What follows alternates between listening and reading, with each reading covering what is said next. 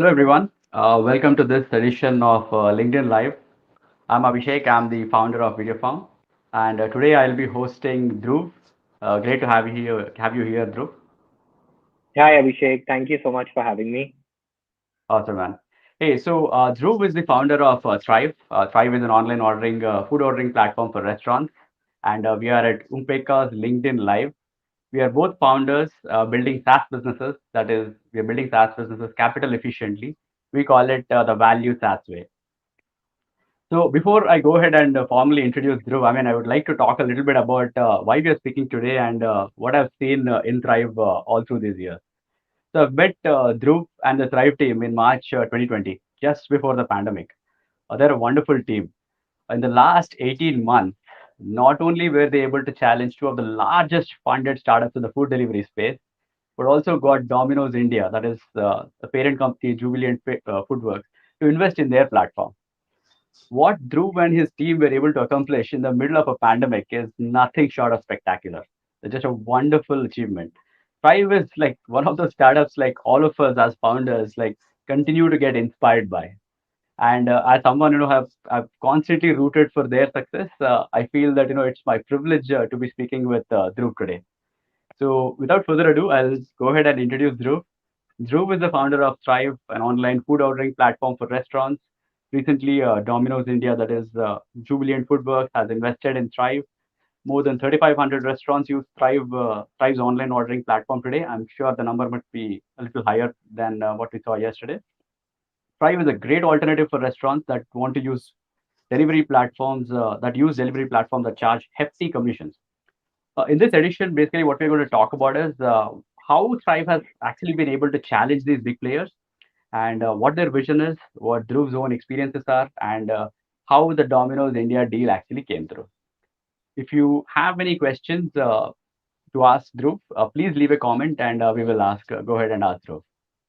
So let's get right into it, Dhruv.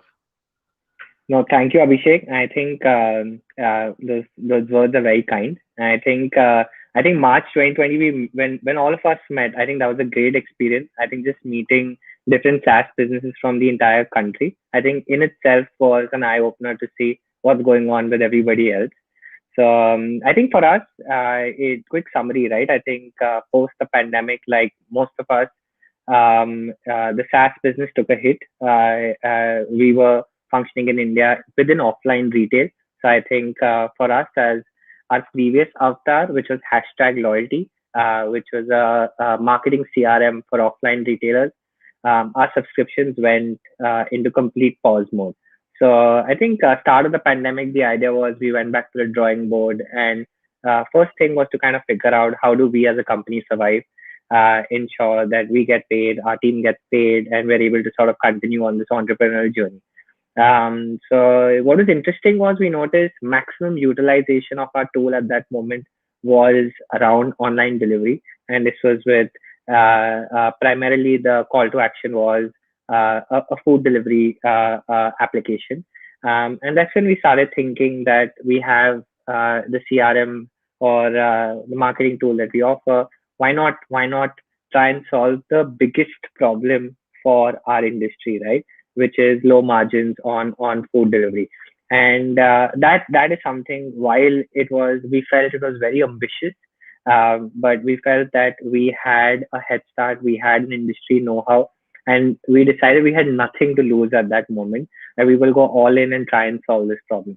So I think that's when things started to sort of move.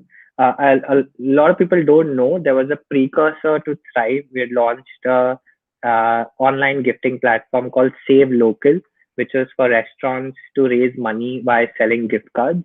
So we did that for a short 60-day period between April and May, just at the start of the pandemic. I think that gave us a lot of confidence of running a transactional business. We were able to kind of raise north of about 20 lakhs in a span of 2 months. And that's when we felt that, we have the ability, the tech, the team, the interest to kind of solve this. So I think that's how things sort of started. And we've been lucky. It's been the right product at the right time, with a lot of support from the industry itself. and all our players, I think we've managed to kind of move in the right direction. Yeah, but that's as a nutshell. Okay. So let me get into a little bit specifics, Dhruv. Okay. The two large established players in the food delivery space, and there was a third player, and they bowed out. Literally that large, and they have hundreds of millions of dollars of funding. In the face of such a huge challenge, like how did you guys decide to start off? Like did you feel that this was a daunting task, or did you feel that you had a strong know-how, or how did you guys go about it? Honestly, at the start, a lot of people said we're making a big mistake. I think that we should try and solve another problem or another market. I think yeah, the fact that all three of us as co-founders knew each other and we've been doing business with each other through the previous product, I think that gave us a lot of faith and confidence. Uh, it's not very common that all three of us are very bullish on one action point. I think for this one, all three of us were completely certain that we move ahead in this direction. So I think that was enough confidence that we needed. But to be honest, the idea was when we started, we didn't want to think marketing dollars or the scale of in terms of valuation for the partners that we had. Right. The idea was to take the single problem in the industry, create a tool around it, and take it to our customers, right? So I think ever since start point, there were a lot of people who came to us for different partnerships, investments, and whatnot, right? The idea was to kind of for us was we need to get a product which is live, which is used by customers, and it is different from what is going on with Zomato, Swiggy. So idea was, I think, in a nutshell, to kind of ignore what they were doing and to create a new model, and to do it our way, right? Because that's the only way we felt we can even differentiate ourselves. So, like I said, I think the industry played a great role. I think in terms of the order direct movement, and ever since then, I think it's just been sort of scale for us, right? So we got that we call that product market fit, right? We were able to get that a little early with this product, and the idea was then just keep scaling. Awesome, Dhruv. I mean, I'm so glad that you didn't listen to all of those people, and to have three founders literally on the same page, that's not quite common. So Yeah. kudos to you guys of to actually pull that off, right? So, like, I mean, let me ask you another question, right? So, like, it's fine that you guys chose a path. You guys like completely ignored what people with millions of dollars were doing. But like, how did you convince your own customers at the restaurant to actually work with you folks? Like, how did you get them onto the platform in the first place? Yeah. So I think that was our biggest challenge, to be honest. I think it's not creating the product, not the partnerships. I think there were enough people to back us in terms of in terms of different facets of the product, right? Bringing in payments, bringing in logistics. I think those are things that we got a great response, because what happens is when there is somebody who is that large, there is always a number two, number three, number four who's missed out on that scale. So we were able to kind of bring them in as partners, and we decided we'll work with them together. But customers were a challenge. I think initially uh, we were having those conversations ourselves. We were lucky to have a team through the previous product that was well versed with the restaurant industry. So it was a lot of customer conversations. The idea and why it was so different and challenging and fun in a way is all this was happening during COVID, right? And the F&B industry in India, or any offline industry in India, especially on the SMB side, is known to function only in person. There is not much that happens on Google Meets and Zooms, and but the idea, I think, the industry also understood that this is survival for them.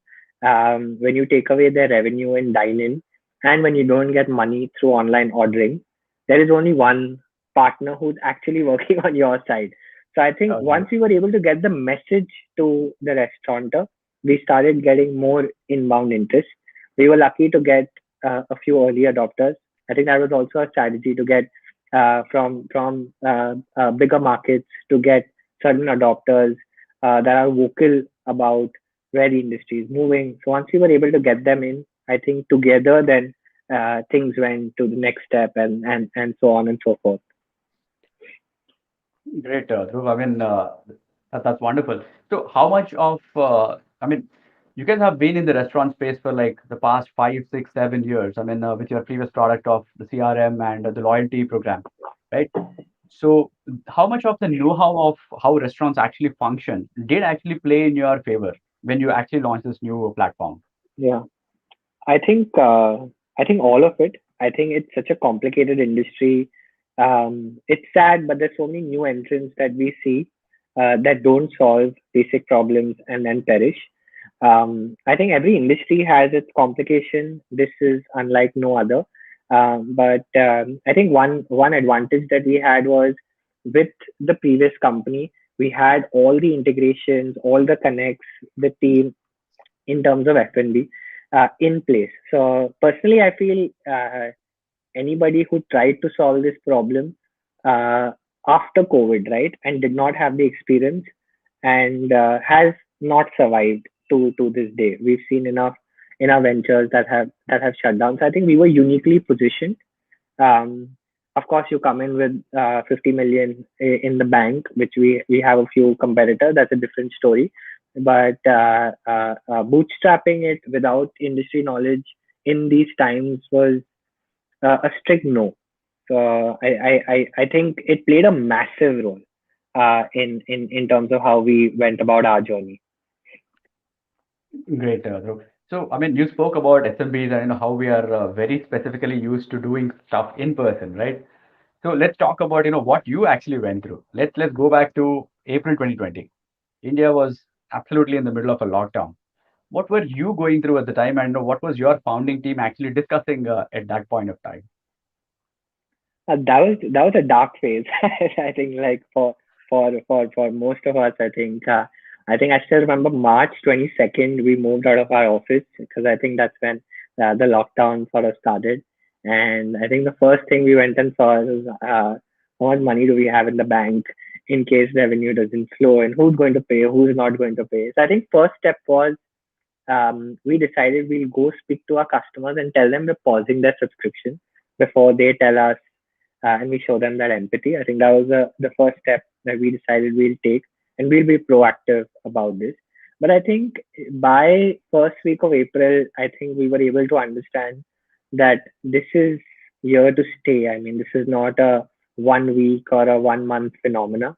Things were only escalating globally at that point. So I think for us, we had to go back to the drawing board. I think the idea was to kind of hit restart. And to be very honest, right, and this actually happened at one of the OPECA sessions in March.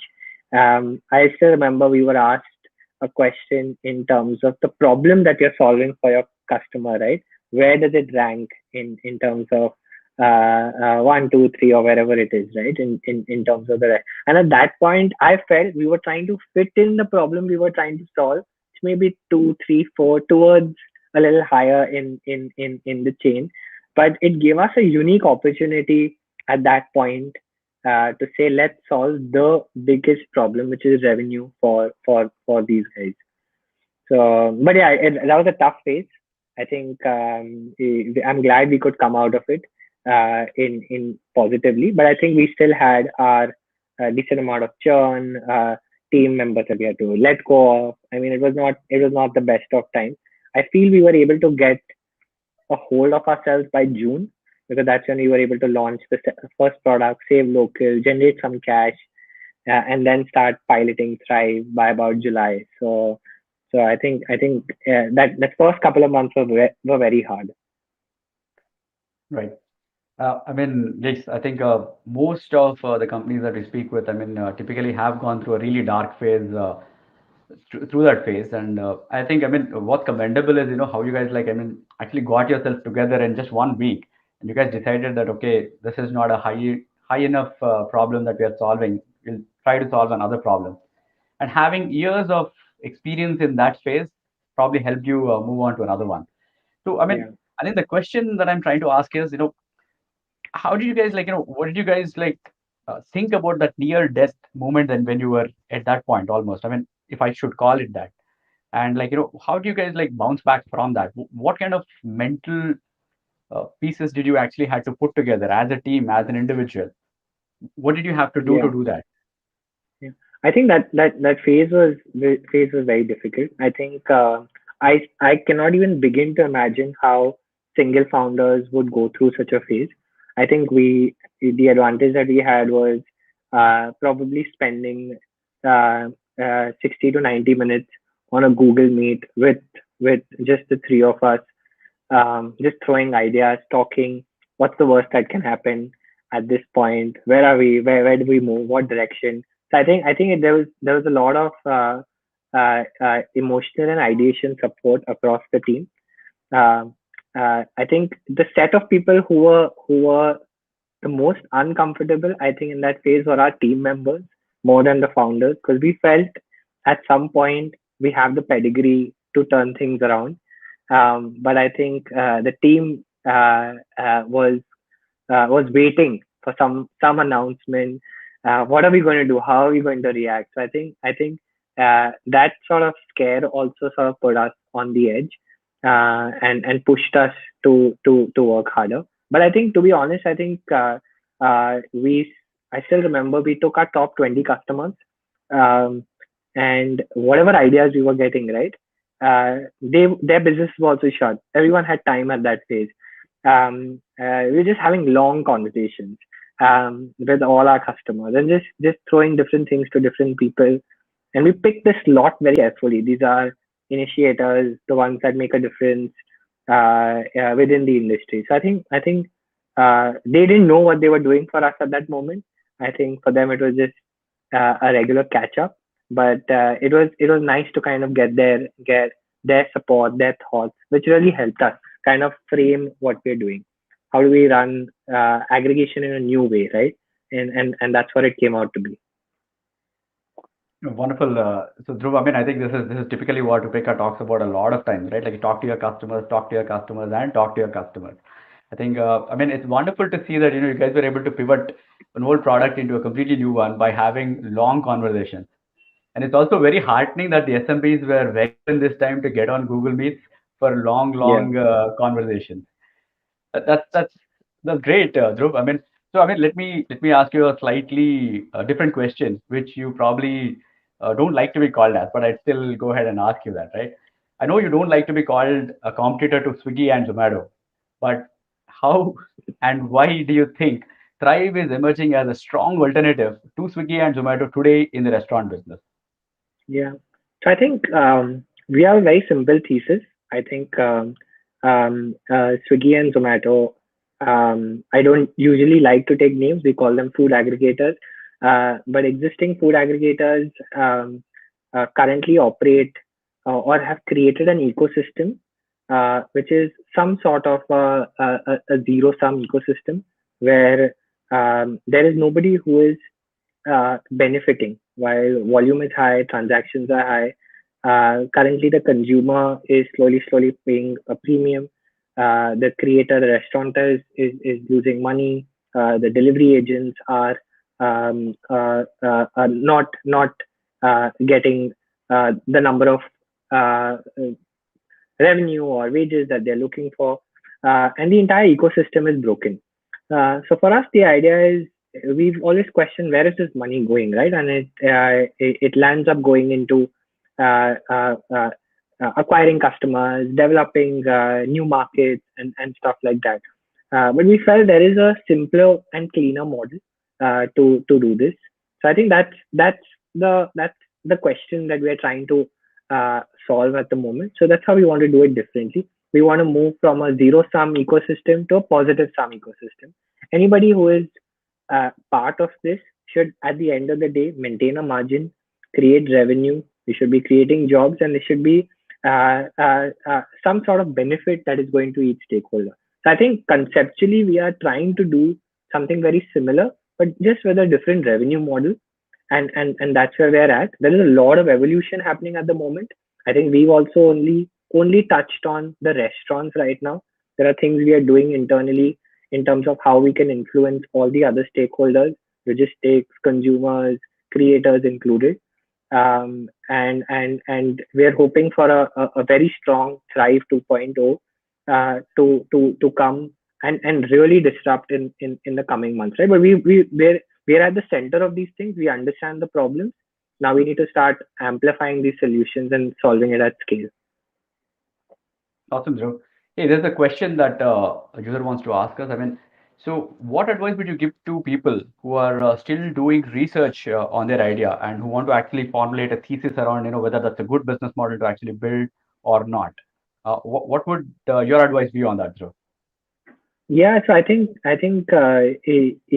something in line with what we've always been told, right? I mean, is somebody paying for the value you're creating? And even if it is at research level, you don't have a product, are you able to get even a couple of people to kind of prepay for what you're doing? So I think if you are able to generate any revenue, right, at least you're working in the right direction, and then it's then it comes to, are there enough of such kind of people who are going to pay for what you're doing and stuff like that. So I mean, it'd be great to kind of understand your thought process as well, but we always looked at it from a revenue standpoint. Does that make sense or no? So typically, I think if you had to give my perspective, typically mine and Drew's is more or less similar because these are the principles that Tipika basically teaches us. I mean, is it a high value problem? So does your customer have a lot of pain in that problem? That's point number one. Second, is the pain so high that they're actually willing to pay money to solve that problem or not? Exactly what Dhruv said. If you get these two things validated, and if you're trying to, like, if you're a software engineer and you're trying to build something completely weirdly out there, like, you're trying to do something in oceanography, it's going to be really difficult unless you have someone in the oceanography on your team. So having a little, I mean, trying to do something where you have a lot of expertise and understanding of the market, and getting these two things right should be good enough for you to validate your idea, and then you can move forward from there. All right. Coming back Yeah, to yeah. Coming back to Swiggy and Zomato again, Dhruv, a different question this time. Like, what is it that you're hearing from your customers? Like, what are the restaurants saying? Which model? I mean, are they trying to choose between these models? Are they trying to, like, evaluate both models and try what fits them best? What's happening? What are you hearing? Yeah. So it's an ever evolving positioning, to be very honest. I think what's happened is, when we started, right, the idea was, um, uh, we were positioned as an aggregator, even though we did not want to at that moment. Um, every restaurant would put up at their location or on their social handle, order from Z, S, and Thrive. And the idea is, we would always tell them, this is your platform, right? It's powered by Thrive. And I think after a point, we decided not to waste time having those conversations. We decided, let the restaurant position it to the best of their liking. And we will continue doing what we're doing, which is power their online ordering infrastructure. What we've come to understand is, for restaurants, in simple words, there are two kinds. One is have their own audience, do well, want to save money, spending too much on other aggregators. They come to us, we work really well with them. Everything is great. Second restaurants, long tail of India, struggling on Zomato, Swiggy, spending lakhs on ads, lakhs on every other platform, and is not able to create enough value for themselves. They're able to sustain maybe their offline businesses, haven't mastered how to go online, some of the other problems. Those set of businesses come work with us, and they tell us the problem for them is acquisition. We are not solving that today. We are trying right now to solve it in different ways that we know best, via partnerships, via new products, and this will only evolve. So we recognize the problem that the mass industry is facing right now, and mass market is facing right now, and we are working towards it. So I always acknowledge that every now and then, uh, think about it. In our locality, there are probably 50 restaurants. I will get, from my neighbor, I will get a call. My friend has a restaurant. He knows you're running Thai. He wants to talk to you. So his question is simple. आपका app कब आएगा? So then I can get listed and I can get orders. So I think we understand that. So idea is we have solved the problem for one set of customers. The good thing, right? The problem that we solve for these set of customers are the ones that contribute roughly about 60 to 70% of the other aggregators' revenue, right? These are the big boys. These are the ones that run food ordering in India. So we've gone after them, but we understand at some point, if we really want to grow a very large company, we need to take on the entire market. And now with certain partnerships in place, we are working in that direction. But it's a 2 to 3 quarter cycle in terms of product marketing and stuff like that. But we acknowledge the restaurant's problem, no denying that. Okay, so let me try to see if I can make you spill some beans out here. You mentioned that there is a Thrive 2.0 coming, and also you mentioned that there are some problems from the restaurants that you recognize. Is this a piece of what you're trying to solve with the 2.0? Yes, 100%. But the idea is not to do it in the conventional way. I think how it is being done at the moment. The idea is we have a few thoughts. We'll be starting to run a few pilots in the coming few months. The idea is to look at certain problems in a different way. Like I said, I think we don't want to go the route of creating an application, spending millions of dollars, acquiring customers, giving cash incentives to users to shift from the platform. That is not what we are going to be doing. The idea is to create a value business. We're going to do this the right way in a sustainable manner. There are certain partners that we've got on board that have gone through the cycle. I can share now. Domino's is one of the pioneers of Order Direct in terms of how they've grown their business. So the idea is we're going to take our thought process, their learnings, their vision, their understanding of the market. They've been at it for about 6 to 7 years now.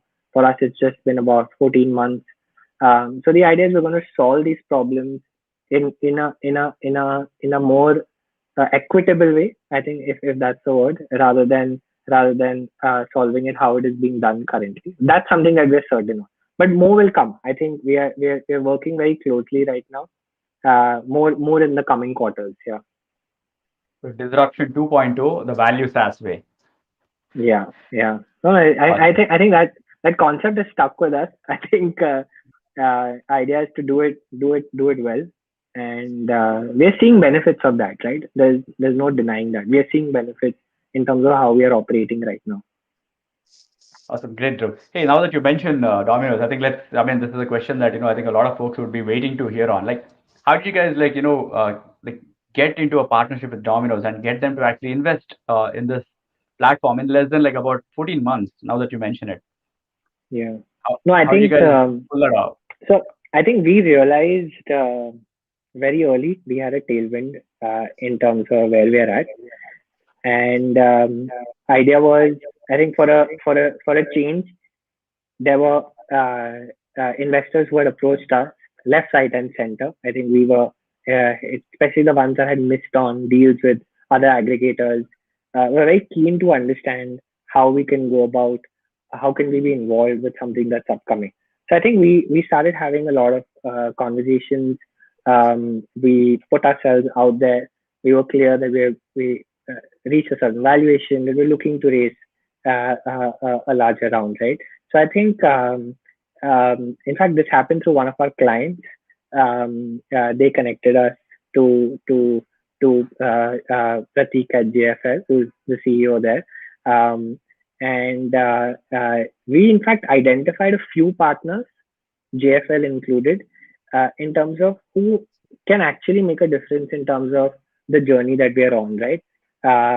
Whether it's ordering direct, whether it's logistics, whether it's payments, anything, right? We figure out what are the missing pieces in this puzzle, right? And instead of us sort of creating it ourselves, how can we work back with some great partners?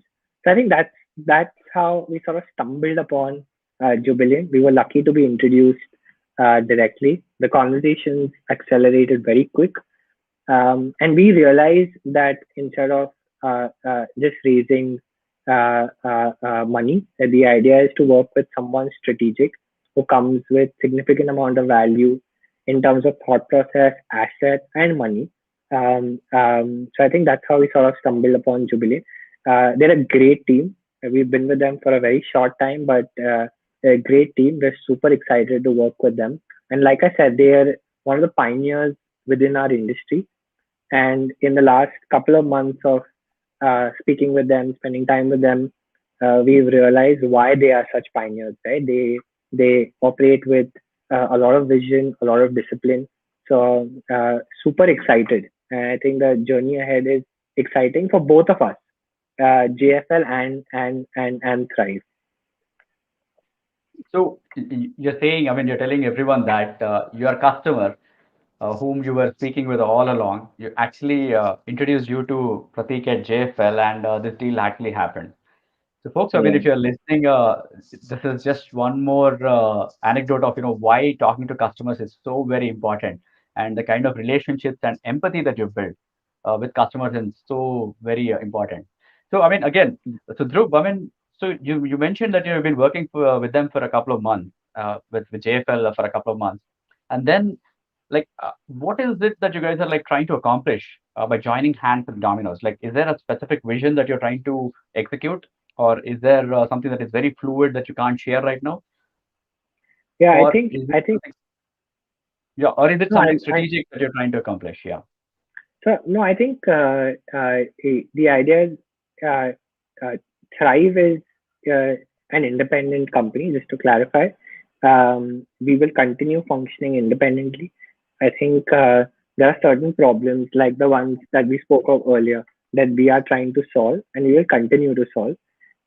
What we've seen is JFL can be a pivotal partner in helping us solve some of these problems through their thought process, vision, assets that they have, brands that they have, etc.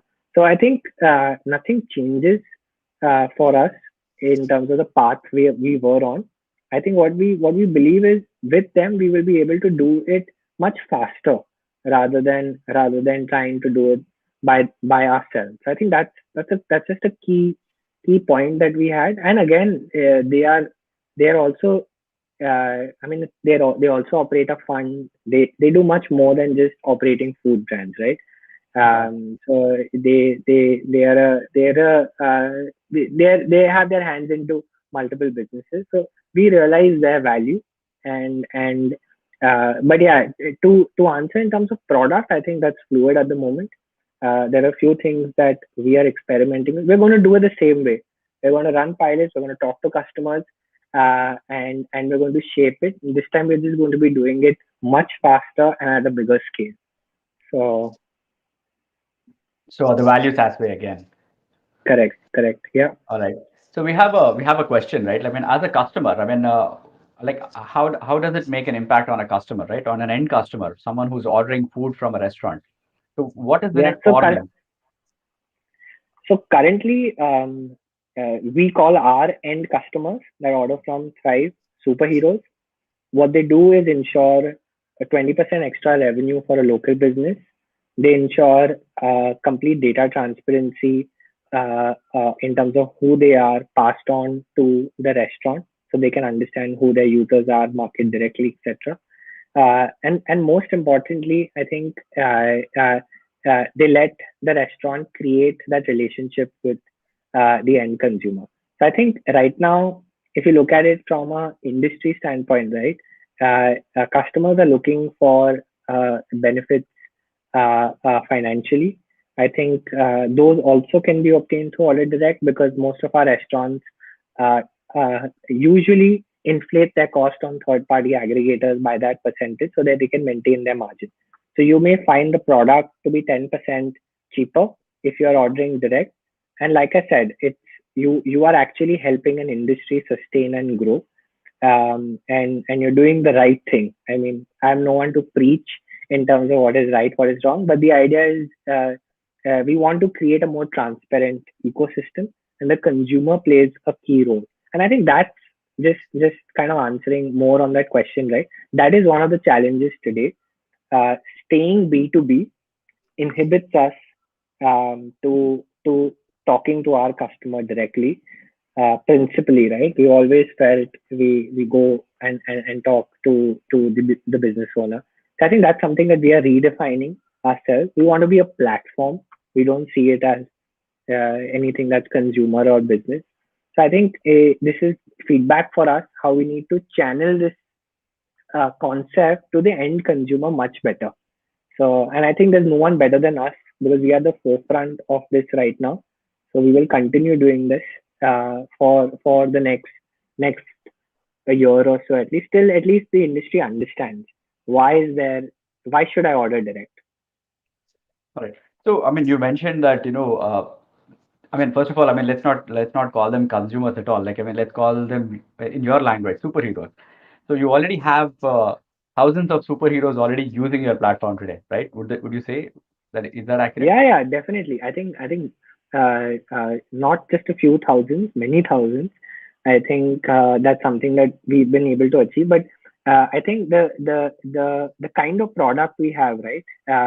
Our superheroes right now are concentrated in the geographies where we have certain number of businesses, certain brands. So the idea is, while they're already there, we want to make more superheroes, and that means we need more restaurants, we need more geographies, we need more partners. So then, and I think that's something that we're working on. But as of today, we've got some great users, and it's lovely to see when we go see the number of times somebody orders directly from a restaurant, and understand he also understands how much money he saved and how much value he's added to that business. So we're bringing that level of transparency. Not using the term superhero here though, but like how can Aam Aadmi like me order direct from regions in the South India? Can Aam Aadmi like me order in South India very soon from order Yeah, direct? yeah, no, definitely. I think what's happened is, given that we function so locally, in terms of the business, and because we sort of leveraged our previous set of clients. I think if you are in Mumbai, most of the good brands are on Thrive. You can find it on their Instagram bios, their website. You Google it, the order link will take you there. We've created a small page called thrivenow.in-order, where we've collated all the brands from the country that we work with. So an Aam Aadmi can detect their location, see if there is a relevant brand close to them that is ordering. If it is not, we always store that data in terms of who logs on with what location, and we will inform you and keep you updated as we keep on adding more locations. So currently, you had mentioned 3,500. We've crossed about 6,000 now in terms of restaurants. We're hoping to grow much faster in the next couple of months. So hopefully, in every pin code, in the next 3 or 4 months, we should at least have one good option available.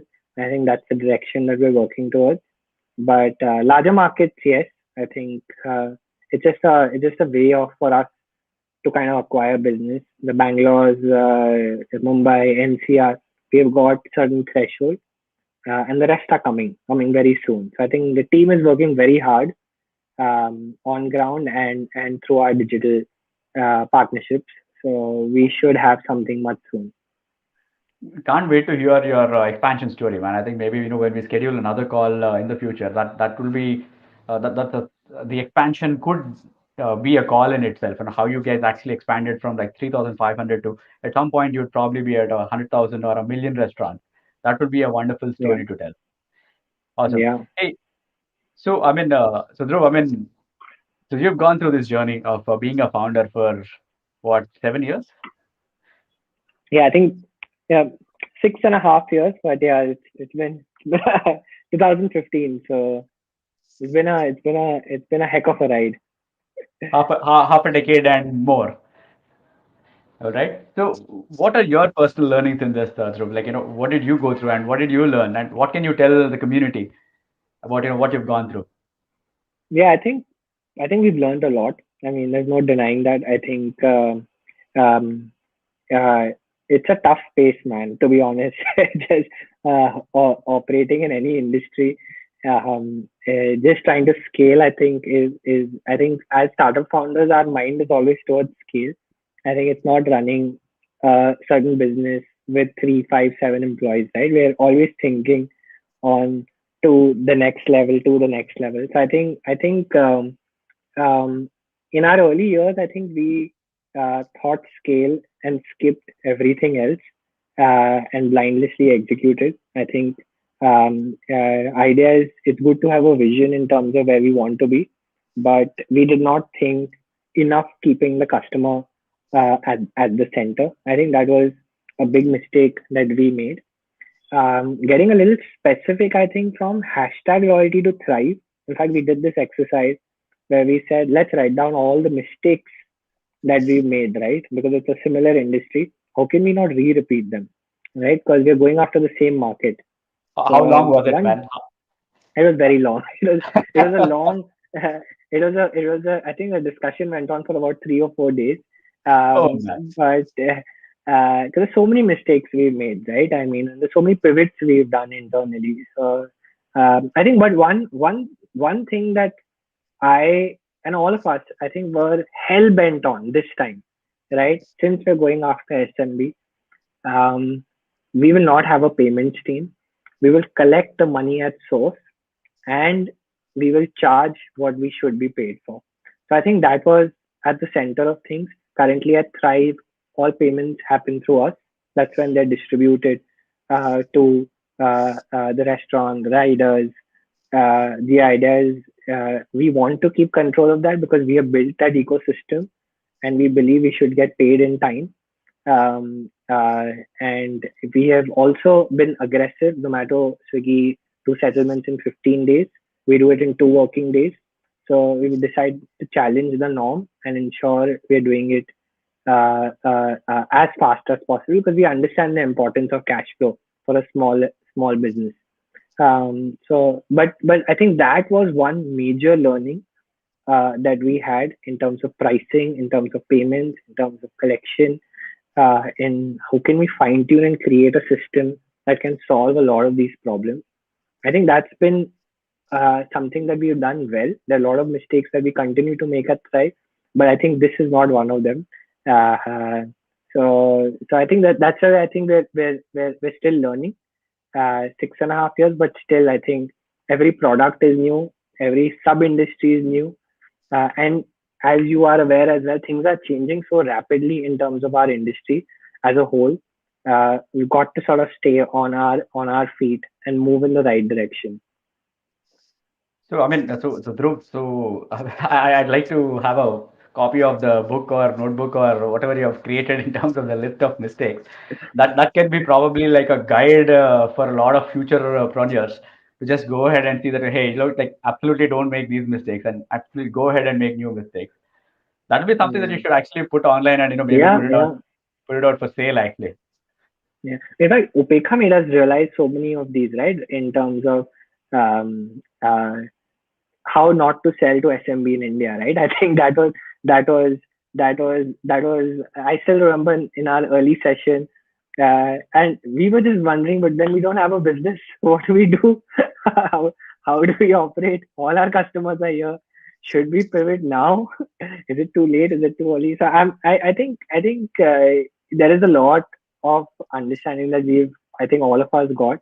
I think Upeka has been key in that phase. I think, and since it happened just before COVID, I think a lot of those frameworks came in super handy, and I think we were able to jot down our mistakes much better because we were able to understand what are even mistakes, right?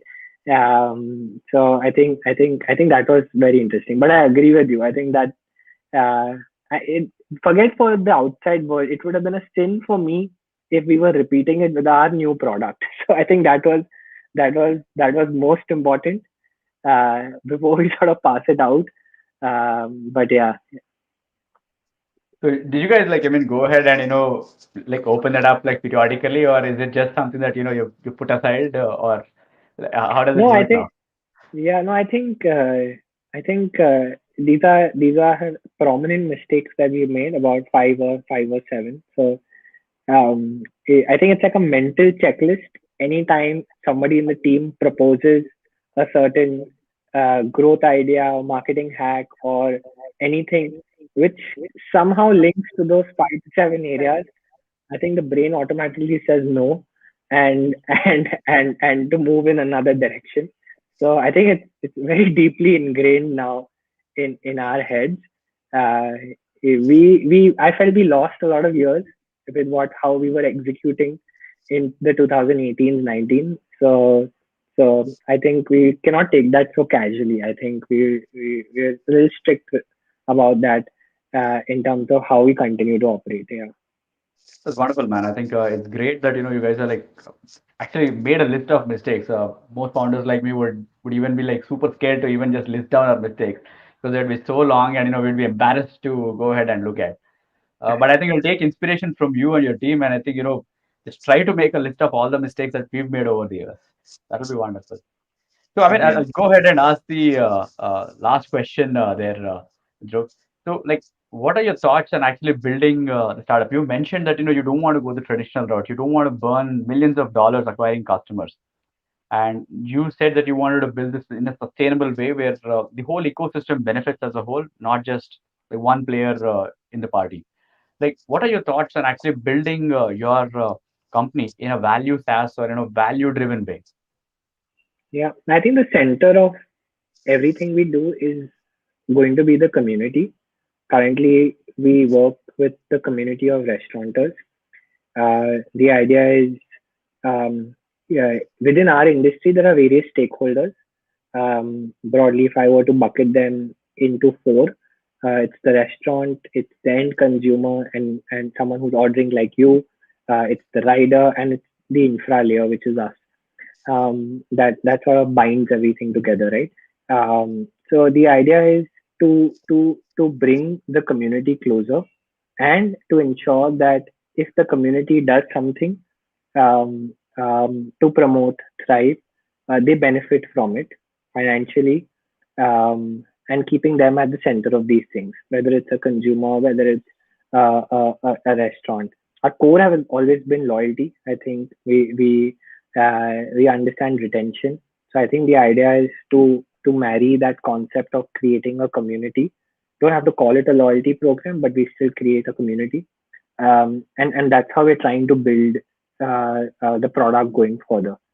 So I can share. I mean, we're launching a small initiative right now called Thrive First, where we are getting certain business restaurant owners, SMB and enterprise alike, to be part of this program where they have early access to our product. They have complete access to our product roadmap. They are able to get discounts when they order from each other's businesses as restaurant owners. The idea is we're taking certain steps with different stakeholders to create these communities. And like I said, I think overall for us, the product and the industry is very vast. So right now it's a puzzle for us with a lot of open pieces. I think the next 3 or 4 months is a window that we're hoping this puzzle will become a picture, right? So I think it's interesting to see where it goes. But we are running a lot of experiments right now. We are not fixated on a certain way of doing things, and we'll continue doing it like that. All right, so that's in your DNA. I mean, to build it in a sustainable way and doing it differently and disrupting the industry as a whole. It's Correct. wonderful to hear that from you, Dhruv. I mean, I think this is what I learned today, right? I mean, from hearing from you, you guys absolutely showed empathy with the restaurants that were with you in March 2020. Just pause their subscriptions. You got on conversations with them, and today you help the restaurants like cut their commissions and earn more money. From a customer standpoint, you are giving them a chance to actually be loyal to their customers, and actually in a way they actually pay lower when they actually order direct from the restaurant. In a way, you're actually disrupting an industry that was already disrupted, and I think this disruption within a disruption is a great phenomenon to see, and to see it actually make this is being made happen by a team of founders who have been in that industry for half a decade.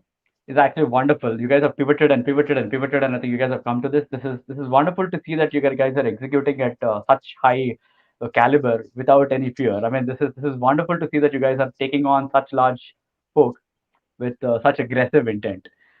This is great, Dhruv. I mean, it's been wonderful talking to you, and I think I wish you all the great success. And we can't wait to see the disruption 2.0 that you guys will bring in the next 2 or 3 quarters that you just mentioned.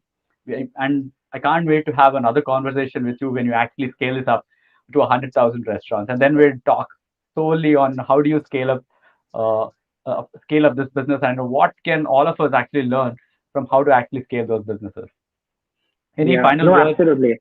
No, no. I think I'm glad that we had this discussion. I think thank you so much for having me. I think no better platform than Opeka that brings us together to have this conversation.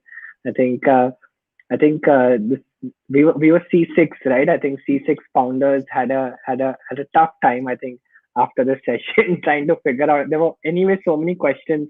I think all of us, you included, a lot of us, you included, have managed to sort of go back to the drawing board. And I think that's wonderful to see. I think I think at my end, I think we've chosen a tough path.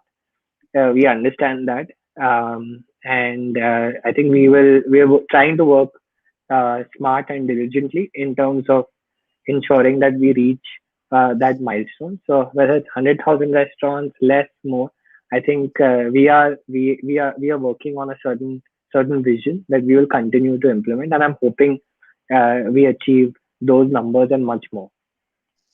Great, bro. Hey, folks, I mean, for folks who are watching, I mean, if you would like to build a value-driven business or a value SaaS business, and if you'd like to be a part of this amazing, closely knit group of community of founders, I'd highly recommend that you go ahead and apply to be a part of this community at upeka.io. And Yeah. thank you all for tuning in today. We hope you've enjoyed this conversation. We will bring you much more of these kinds of conversations. And final words from you, Dhruv, and then we'll end it off. No, I think thank you, Abhishek, and I think shout out to all founders building a SaaS business. I think not everyone knows that they're building a SaaS business, but if you're selling to a customer anywhere in the world, and you have an idea or a product, definitely you'll be lucky if you do read up on Opeka, manage to apply and get in. I think it's a privilege for us as founders, not the other way around. So definitely go ahead and apply as soon as possible. Thank you, folks. Thank you for tuning in. Have a wonderful week ahead.